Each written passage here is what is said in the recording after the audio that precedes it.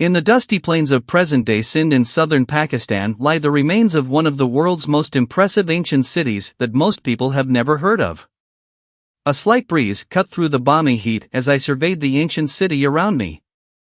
Millions of red bricks formed walkways and wells, with entire neighborhoods sprawled out in a grid-like fashion. An ancient Buddhist stupa towered over the time-worn streets, with a large communal pool complete with a wide staircase below. Somehow, only a handful of other people were here. I practically had the place all to myself. I was about an hour outside of the dusty town of Larkana in southern Pakistan at the historical site of Mohenjodaro. While today only ruins remain, 4,500 years ago this was not only one of the world's earliest cities, but a thriving metropolis featuring highly advanced infrastructures. Mohenjodaro, which means Mound of the Dead Men in Sindhi, was the largest city of the once flourishing Indus Valley, also known as Harappan, civilization that ruled from northeast Afghanistan to northwest India during the Bronze Age. Believed to have been inhabited by at least 40,000 people, Mohenjodaro prospered from 2500 to 1700 BCE. It was an urban center that had social, cultural, economic and religious linkages with Mesopotamia and Egypt, explained Irshad Ali Salanji, a local guide who was the third generation of his family to work at Mohenjodaro.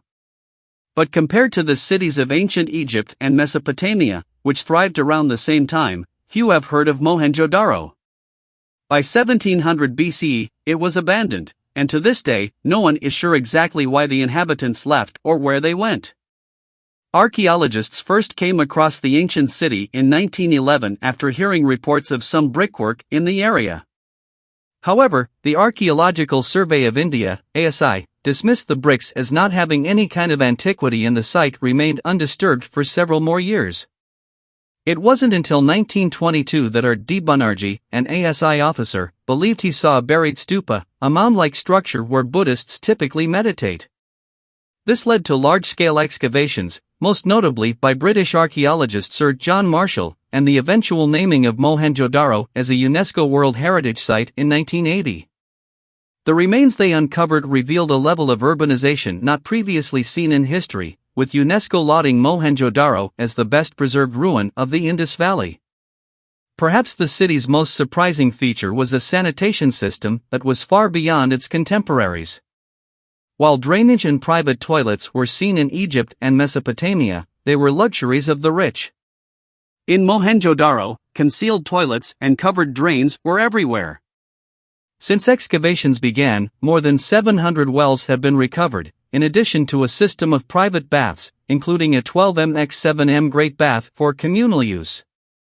Incredibly, toilets were found in many private residences, and waste was covertly disposed of through a sophisticated, city-wide sewage system. It's a complexity at a level of a city that we would want to live in today.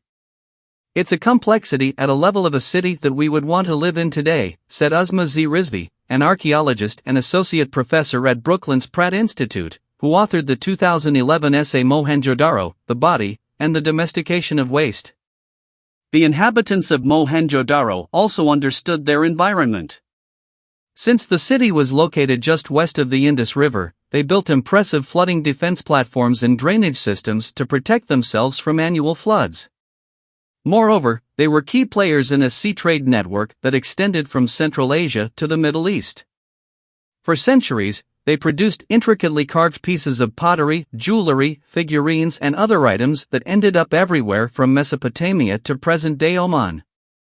Today, the historical site has been turned into a local park, complete with picnic tables and shady, lush gardens. However, travelers from other parts of Pakistan rarely venture to this remote location, and foreign tourism is rare. I meandered about the ancient grid-like streets, taking in the many wells, the high walls that provided much-needed shade, and the covered drains, astounded that this was all engineered many millennia ago. Mohenjodaro's ability to master the arts of sanitation and sewage disposal were not the only advanced features that set the inhabitants apart from other early civilizations. Archaeologists have noted the use of standardized building materials, despite a dearth of machines. All the bricks have a ratio of 4 to 2 to 1, even if they are not of the same shape, Rizvi explained. It's important to recognize that all these bricks are following a sensibility of sorts. There's a sense of what they want their city to look like. If you make everything to a ratio, even the spaces that you are walking through then inherently follow a certain sensibility of a ratio as well. The bricks, made from sun-drying and eventually kiln firing, have survived the elements for thousands of years. And while ostentatious architecture such as mansions, temples and other indicators of status are notably absent from Mohenjo-Daro's design, Rizvi explained that this does not mean that monumental architecture was non-existent. Here the monumentality is really a monumentality of infrastructure, she said. Crossing a brick-laden sidewalk that led away from the upper city, I found myself in the lower town, which makes up the majority of Mohenjo-Daro's 300-plus hectares and housed the city's thriving neighborhoods.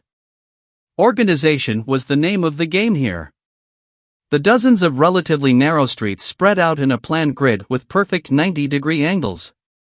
The doorways of local homes, including those in bathrooms, utilize thresholds not unlike what you'd find in any house or building today. When you see a threshold, you know that someone has thought about what it means to be inside and outside, said Rizvi. At the Mohenjo-Daro Museum, a small building set in a grassy area of the complex, I got further insight into these inhabitants.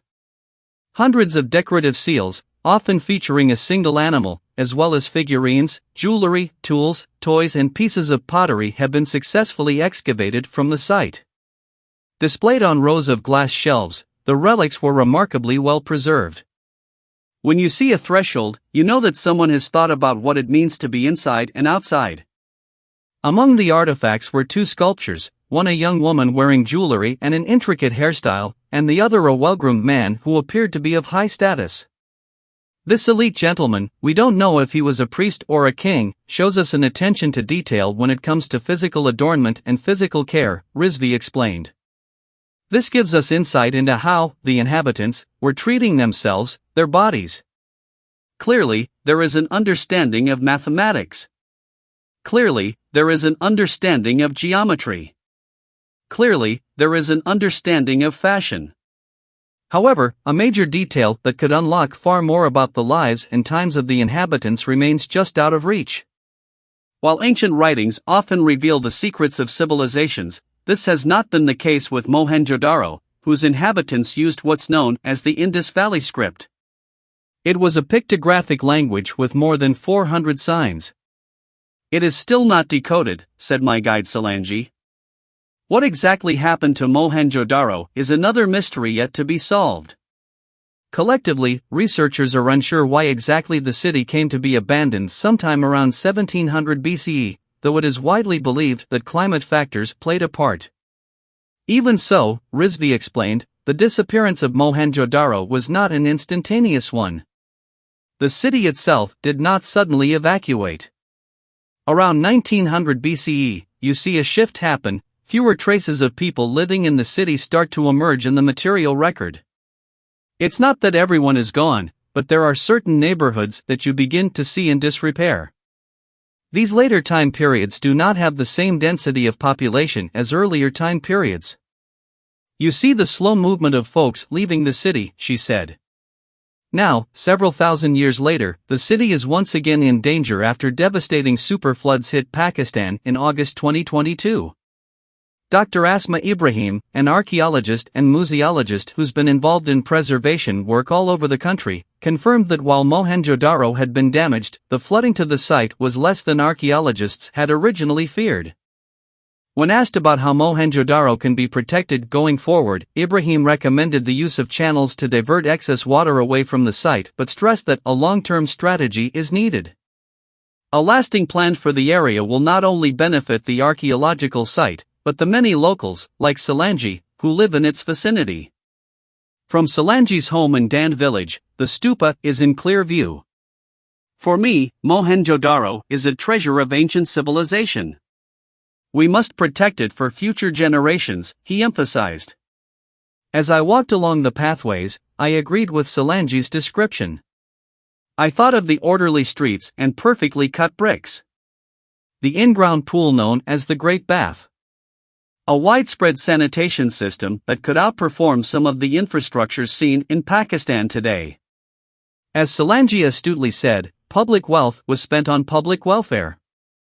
And at least for a while, their investment paid off.